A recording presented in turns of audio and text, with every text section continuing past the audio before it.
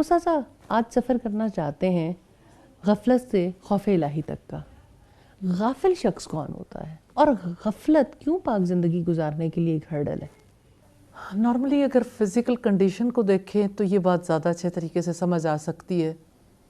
جیسے نارملی ہم دیکھتے ہیں کہ نیند اور بیداری کے درمیان کا جو وقت ہوتا ہے، جس وقت انسان کو نیند آ رہی ہوتی ہے تو آہستہ آہستہ ایسے لگتا ہے جیسے کان بھی بند ہو رہے ہوں، آنکھیں بھی بند ہو رہی ہوتی ہیں. انسان ابھی سویا تو نہیں ہوتا لیکن نیند کی ٹرانس میں جا رہا ہوتا ہے. اب ارد گرد کے لوگ بول رہے ہیں، سنائی نہیں دے رہا، ارد گرد بہت کچھ ہنگامہ جاری ہے، دکھائی نہیں دے رہا، حالانکہ آنکھیں بھی ہیں، کام بھی کر رہی ہیں، کان بھی ہیں، باتیں بھی ہو رہی ہیں اور باتیں ہو رہی ہیں، ہیں. ارد گرد سب کچھ، ساری دنیا، ہر ایک چیز جاری، اور ابھی سویا ہوا ہی نہیں ہے انسان. تو یہ ایسی کیفیت غفلت کی کیفیت ہے. ہماری عملی زندگی میں بھی اسی طرح سے بعض اوقات یوں ہوتا ہے کہ ہم اپنے ماحول میں ہونے کے باوجود ایسا جیسے کچھ سنا ہی نہ ہو، کچھ دیکھا نہ ہو، اور پورے طریقے سے غافل رہتے ہیں. اللہ تعالیٰ ہم سب کو معاف کرے. اپنے رب سے غافل، اپنے مقصد زندگی سے غافل، اپنے لوٹ جانے سے غافل، اپنے فرائض سے غافل، کیونکہ کان سنتے نہیں.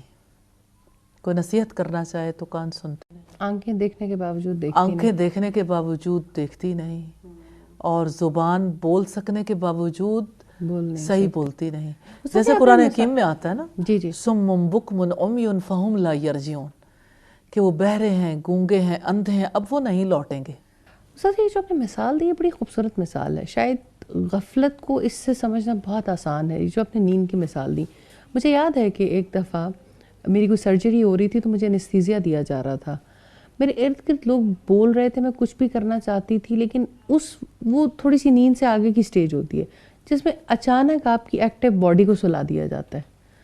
تو یہ غفلت کی بھی کچھ اسی طرح سے کچھ ٹائپس ہوتی ہیں کہ جہاں غفلت شدت اختیار کر جائے. اور نیچرلی ہر چیز جو ہے کبھی اپنے ابتدائی مرحلے میں ہوتی ہے، درمیانی مرحلے میں، پھر جب بالکل اختتام کو پہنچتی ہے تو ظاہر ہے پھر کچھ پتہ نہیں ہوتا.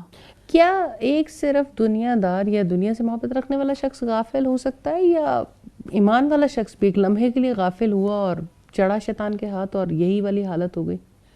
غفلت تو غفلت ہی ہے، وہ اور لمحے کی ہو یا کسی پہ بھی طاری ہو سکتی ہے. ہاں یہ ہے کہ ایمان والا چونک جاتا ہے، اور جو ایمان نہیں رکھتا اس کے چونک جانے کے چانسز نہیں رہتے. اس کی مثال یوں ہے جیسے کسی کو نیند کا انجیکشن جب لگایا جاتا ہے تو گریجولی وہ نیند کی کیفیت میں جا رہا ہوتا ہے، تو ابتدا میں ابھی اس کی حالت فرق ہوتی ہے، لیکن اینڈ پہ جو ہے وہ بالکل اسی ٹرانس پہ چلا جاتا ہے. تو یہ ہے کہ ابلیس بھی اپنے وسوسوں سے اور اپنے طریقہ زندگی اپنے ڈھب پر لانے کے لیے ایفرٹس کرتا رہتا ہے، اور انسان پھر اپنے ماحول سے بیگانہ ہو جاتا ہے.